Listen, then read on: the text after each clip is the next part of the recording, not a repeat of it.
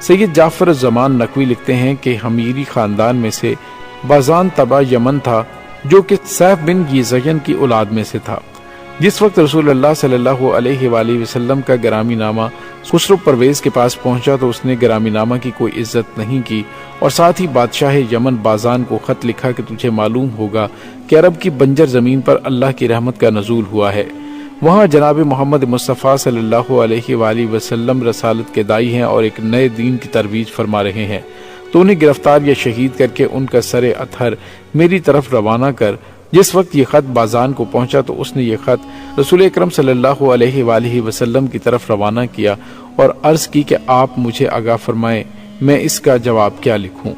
رسول پاک صلی اللہ علیہ وآلہ وسلم نے جواباً اسے آگاہ فرمایا کہ تمہیں اب جواب لکھنے کی ضرورت نہیں، جواب اللہ کی طرف سے آ چکا ہے، خسرو پرویز کو قتل کر دیا جائے گا اور اس کے 2 دن بعد یہ خبر تیرے پاس پہنچ جائے گی، یہ فیصلہ آسمان پر ہو چکا ہے۔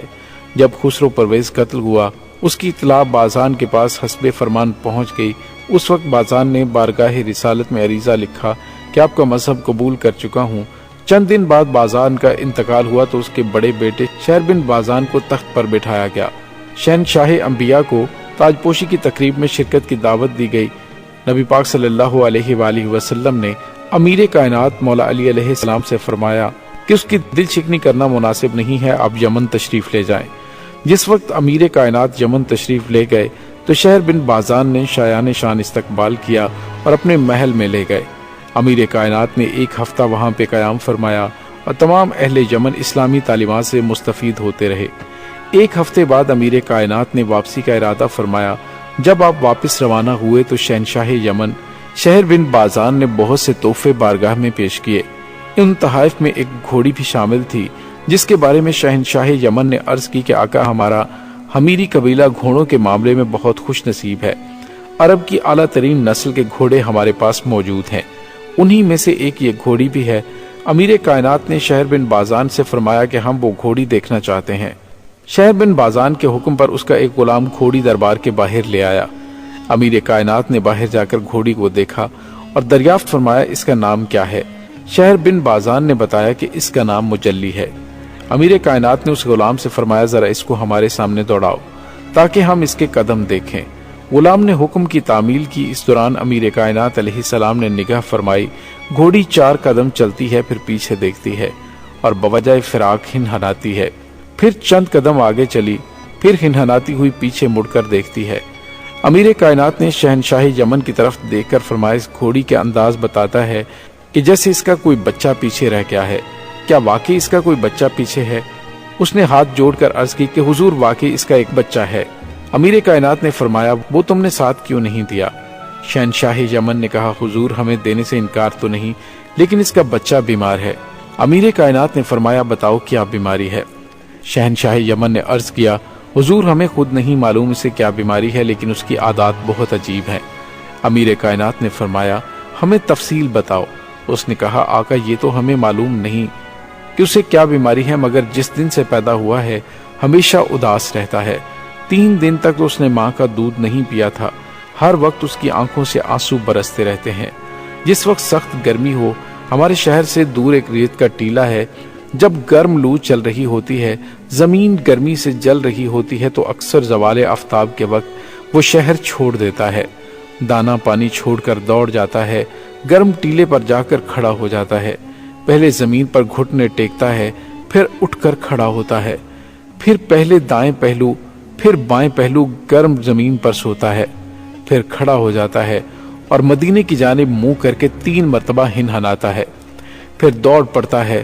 شہنشاہ یمن جب تفصیل بتاتا رہا، امیر کائنات علیہ السلام روتے رہے۔ پھر فرمایا شہنشاہ یمن وہ تو ہمارے کام کا ہے، چلو ہم اس کو دیکھتے ہیں۔ اس نے کہا حضور وہ اب بھی اسی ٹیلے پر ہوگا۔ امیر کائنات علیہ السلام شہر سے باہر تشریف لائے، ریت کے ٹیلے پر دیکھا تو وہ دائیں پہلو کے بل سویا ہوا تھا۔ مولا کائنات جب اس کے قریب آئے تو وہ مولا کی خوشبو محسوس کرتے ہوئے دوڑ کر حضور کے قریب آ کر کھڑا ہو گیا۔ مولا کائنات حضرت علی علیہ السلام نے اس کے گلے میں اپنی باہیں ڈال دی، درد کے دریا نے صبر کے بند توڑ کر بہنا شروع کر دیا۔ امیر کائنات کافی دیر تک اس کے گلے میں باہیں ڈال کر گریا کرتے رہے۔ اسے پیار کرتے ہوئے فرمایا تم نے ابھی سے یہ تیور اپنا لیے ہیں، وہ وقت ابھی بہت دور ہے۔ امیر کائنات علیہ السلام نے پوچھا کہ مجلی کے اس بچے کا نام کیا ہے؟ انہوں نے کہا حضور اس کا نام مرتجز ہے۔ یہ نام سن کر امیر کائنات نے فرمایا اے شہنشاہ یمن، ہم اسے ساتھ لے جانا چاہتے ہیں۔ اس نے عرض کیا آقا، ہر چیز کے آپ مالک ہیں، جو چیز چاہتے ہیں ساتھ لے جائیے۔ مولا کائنات نے کہا ہمیں صرف اس بچے کی اپنے چھوٹے شہزادے کے لیے ضرورت ہے۔ ناظرین، قصہ مختصر، امام علی علیہ السلام مرتجز کو یمن سے مدینے اپنے ساتھ لے آئے۔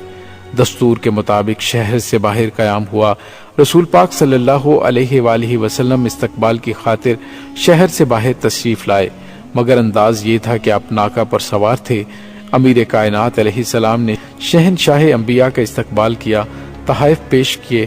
اس وقت امام حسین علیہ السلام اپنے بابا کے پاس آ کر عرض کرنے لگے بابا جان، جو تحفہ آپ میرے لیے لائے ہیں وہ مجھے دے دیں۔ امیر کائنات علیہ السلام نے گھوڑی مجلی منگوائی۔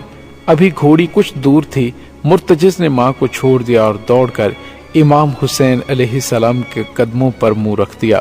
اس وقت اس کی عجیب کیفیت تھی، کسی وقت قدموں پر منہ لگاتا، کسی وقت سر مولا کے ہاتھوں پر آنکھیں لگاتا، جس طرح مدت سے بچھڑے ہوئے دوست ملتے ہیں۔ بالکل اسی انداز میں دونوں ایک دوسرے کو پیار کرنے میں مصروف تھے۔ امام حسین علیہ السلام نے مرتجز کے گلے میں باہیں ڈال کر اسے بہت پیار کیا۔ ارباب تاریخ لکھتے ہیں کہ اس وقت مرتجز کی عمر 3 سال تھی۔ ذوالجناح امام حسین علیہ السلام کے پاس تھا اور رسول اللہ صلی اللہ علیہ وآلہ وسلم اکثر مسجد سے نکل کر اپنے گھوڑے کو دیکھنے جایا کرتے تھے۔ ایک دن مسجد سے نکلے اور استبل کی طرف پہنچے تو دیکھا کہ ذوالجناح کے قریب مولا امام حسین علیہ السلام کھڑے ہیں اور اس کی گردن اور چہرے پر ہاتھ پھیر رہے ہیں، اور ذوالجناح بار بار اپنے سر کو امام کے قدموں میں جھکاتا ہے۔ امام حسین علیہ السلام اس کو پھر پیار کرتے جاتے۔ کافی دیر تک رسول اللہ صلی اللہ علیہ وآلہ وسلم کھڑے یہ منظر دیکھ رہے تھے۔ پھر رسول اللہ صلی اللہ علیہ وآلہ وسلم نے کہا حسین یہ گھوڑا تمہیں اچھا لگتا ہے نا؟ کہا نانا جان یہ گھوڑا ہم سے بہت پیار کرتا ہے۔ رسول اللہ صلی اللہ علیہ وآلہ وسلم نے فرمایا جبھی تو تم اس سے پیار کرتے ہو، ہم نے آج سے یہ تمہیں دے دیا، یا آج سے تمہارے نام کا ہو گیا ہے۔ اس دن سے امام حسین علیہ السلام نے جب ذوالجناح کی سواری کرنا چاہی، قریب آئے تو ذوالجناح فوراً بیٹھ جاتا۔ جب چاروں ہاتھوں پیروں سے بیٹھ جاتا تو امام حسین علیہ السلام اس پر سوار ہو جاتے۔ بہت آہستہ اٹھتا کہ کہیں امام ڈگمگا نہ جائیں، آہستہ چلتا اور جب امام اترنا چاہتے تو گھٹنے ٹیک کر بیٹھ جاتا کہ کہیں اترنے میں زحمت نہ ہو۔ ناظرین، ذوالجناح 10 محرم کے بعد کدھر گیا؟ جب 10 محرم